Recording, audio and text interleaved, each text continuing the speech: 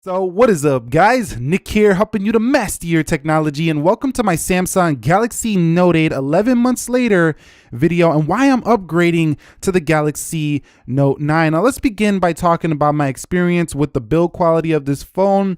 I have a few micro scratches on the back, mostly probably from placing it on a table when doing speed test comparisons and things of that nature.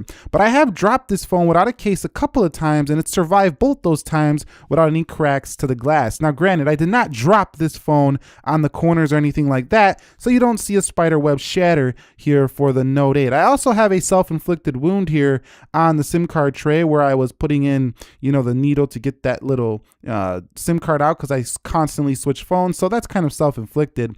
Over here, there's a slight scratch here on the fingerprint scanner. You can see right there. So it's not a perfect build quality, but it does have pretty good build quality. And after 11 months, I'd say this phone looks rather new, actually. It doesn't look like it was used that much at all. So thumbs up for the build quality on the Note 8. And if you're deciding to get one, it's got pretty good build quality. But that takes us on to design. Discussing design of the Galaxy Note 8, it's a very niche design. I mean, not everybody's going to want this super large phone, especially considering that Samsung has much more compact displays such as the Galaxy S8, the Galaxy S9, and this phone was actually designed to be large, but you can see right here, the Samsung Galaxy S9, for example, is a much more compact feel. You can get a phone with a large screen like this and still have a comfortable feel in the hand, whereas with the Note 8, you're gonna get something that's a little more large and tall. But at the same time, I don't think the S Pen would be as enjoyable on a smaller canvas. The point of having such a large canvas is so you can do drawings and writings and things like that, and that's where the S Pen comes into handy, because if you're doing a note, for example, and you have all this canvas in real estate to go ahead and write on, that's going to help you out tremendously. So you can see right here, you got your hand, you're going to put your palm here, and you're going to say like Galaxy Note 8. And you could see having that room on this large display to go ahead and rest your palm is a benefit. So that's why this display, I feel, is so large, and it's going to continue to be that way on the Galaxy Note 9. So discussing the display quality, we still haven't got onto a reason why I'm upgrading to the Note 9, and display quality is definitely not one of them. The display on this phone has been fantastic. You can change the resolution, as you can do with any Samsung device here on the Note 8. If we go down into display settings, it is very packed with screen modes. A lot of Android phones do this now, but the Samsung was one of the first to do these kind of things where you can go ahead and change that. And you can change your screen resolution to Full HD plus WQHD. It doesn't have the highest pixels per inch or the highest resolution on any smartphone, but it's still top notch in its color reproduction. And the OLED panel that was put on the Note 8 is probably one of the best in the business in comparison to a lot of other smartphones. It just stands out. It looks like a sticker on the display. It's really beautiful, and even if you bought it now, you're still getting one of the best displays on planet Earth. Talking about the Galaxy Note 8 S Pen, I had the Note 5, and the S Pen on here was even better. It felt better to write with. It had more features, and that's basically about it. That's all I've really noticed. It had more features, and it felt better to write with. It has the better tip on this pen as well.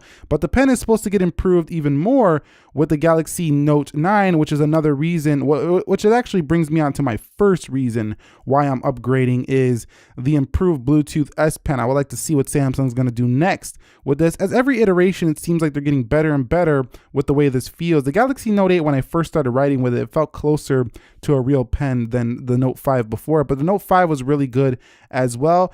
But this is the first reason why I'm upgrading, because there's going to be a new and improved S Pen for the Galaxy Note 9. Now, moving on to software with the Note 9, this has been a mixed bag because there's been some updates that I haven't gotten, but I definitely got the major one, which was Android 8.0 Oreo. But what I mean I haven't gotten them is it's kind of, drug on, and I have the unlocked model. And if you have an unlocked Galaxy Note 8, you're going to know that the software doesn't get updated quite as quick. They usually push it out to the carrier first, then the unlocked models come. So it took me a while to get Oreo. I did eventually review Oreo on the channel. Many people have watched that review, but Oreo really brought some good enhancements to the Note 8 and made it a faster phone. It feels more fluid than it did on Android Nougat. Battery didn't really change too much, so Oreo was a nice update for the Galaxy Note 8. So we got one major one, and it's been 1 year. So pretty good so far with the updates. Just they haven't come very fast, which I don't like. So that's one negative I've had with the Note 8.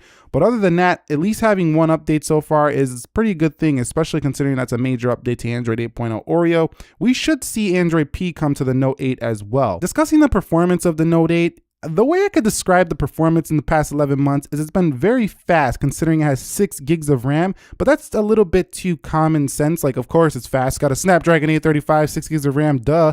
But what I want to describe here is that the Galaxy S9 for some reason just feels a little more swifter. That's probably due to the 845, the way they optimized it. But the Note 8, I don't know what it is. It just never felt as fast as the S9 Plus, for example. And this is the second reason why I'm upgrading to the Galaxy Note 9, is I feel Samsung is really going to up the performance a little bit over the Note 8. But as far as lag goes, in the past 11 months, there hasn't been no lag. I mean, I could run multiple apps at a time and they hold in the background. And this really future-proofed the Note 8 by putting that 6 gigabytes of RAM in this phone prior to the launch of the Galaxy S9 Plus, which adopted that 6 gigs of RAM as well. You could just run apps all day on here.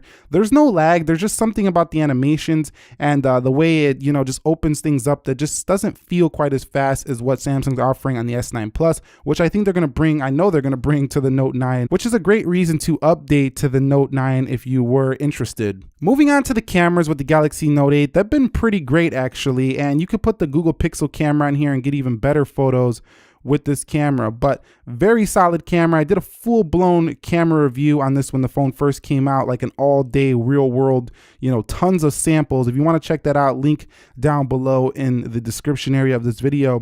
But as a dual camera, it has plenty of features. It doesn't have that gimmicky, AR sticker thing. It's got pro mode, panorama shot, slow motion, hyperlapse, food, virtual, and there's more. So this camera basically had all the tricks you needed in the book. I think the software, I don't know why the timer is not here in the software. That's one gripe I have with it. It's going to be closer to the S9 Plus's software when it does come out with the Note 9, but it's a pretty good one. And the front camera is also solid. Take a look at these samples I've taken over my experience using this phone and decide for yourself if this is still something you might be interested in.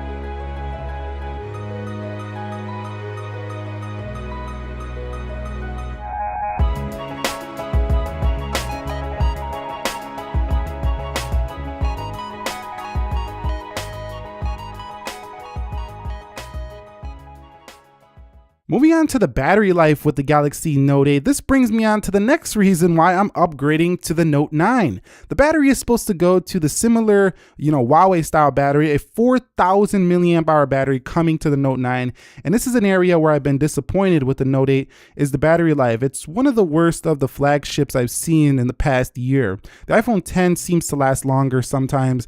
The Galaxy S9 Plus seems to last longer sometimes. And the iPhone 8 Plus definitely lasts longer in my experience than the Note 8, but that's only happened lately after I've been using it a while. When I first got this phone, the battery was really good, but overall it's not been horrible. You can get through a day, but it's not the type of phone that I feel like you can just keep using and using and using and it's just going to stay up there in the battery life. This one I definitely had to charge, more often than I would like. So battery life improvements are going to be large for the Note 9 and one of the main reasons I'm going to be upgrading. There's only one complaint when it comes to the call quality, not how it sounds when you're talking in this, but through the speaker.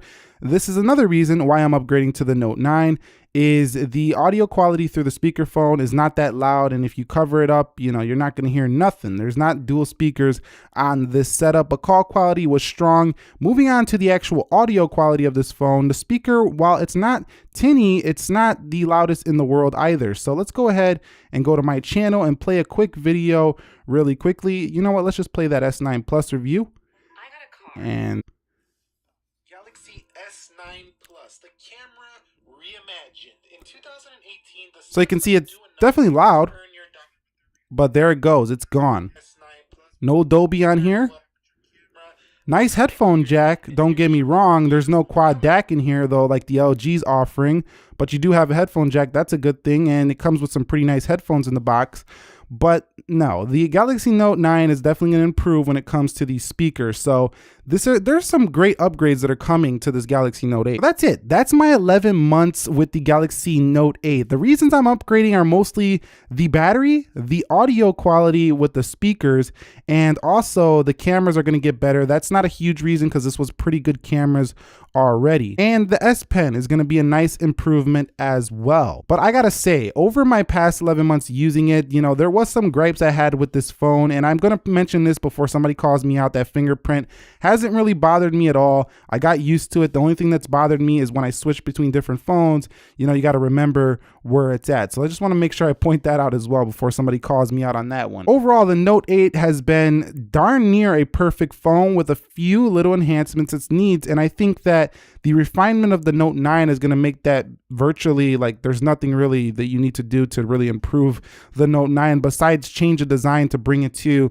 you know, an all-screen design like the Apple Find 10 is doing, or like the future of the phones. That's the only gripe I think a lot of people are going to have with the Note 9 is that it's not going to have the ultra new all-screen design. It's just going to be a super refined Note 8, but the Note 8 was so good that having a super refined Note 8 is going to be like almost the perfect Note. Anyway, that's it for me. What do you guys think? Are you getting a Galaxy Note 8? Because I do think it's still a great buy, especially considering it's dropped like half its price. You can get it for like $500 now.